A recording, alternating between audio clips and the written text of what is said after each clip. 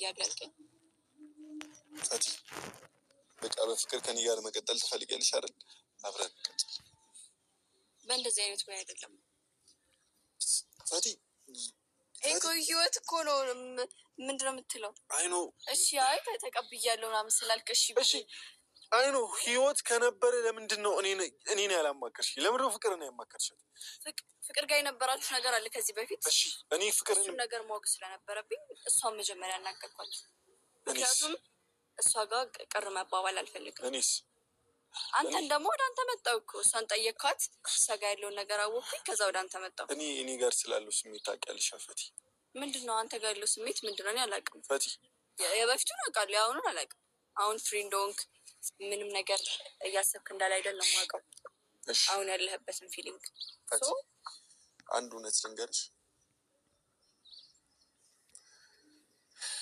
ይሄ ስሜት አለ እማልዋሽሽ፣ እንደዋሽሽ አትፈልጊም አይደል?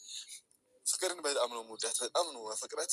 በጊዜ ሂደት ግን የማይቀየር ነገር አይኖርም። እሷም በጊዜ ሂደት ነው አይደል የረሳችኝ፣ በጊዜ ሂደት ነው አይደል እኔ ሌትዎች፣ እኔም በጊዜ ሂደት እሷን እተዋታለሁ። ስለዚህ አንቺን ማላፈቅርበት ምክንያት የለም። አሁን ግን እውነቱን ስነግርሽ ለአንቺ የፍቅር ስሜት ተሰምቶኝ አይደለም ከአንቺ ጋር እምሆነው ግን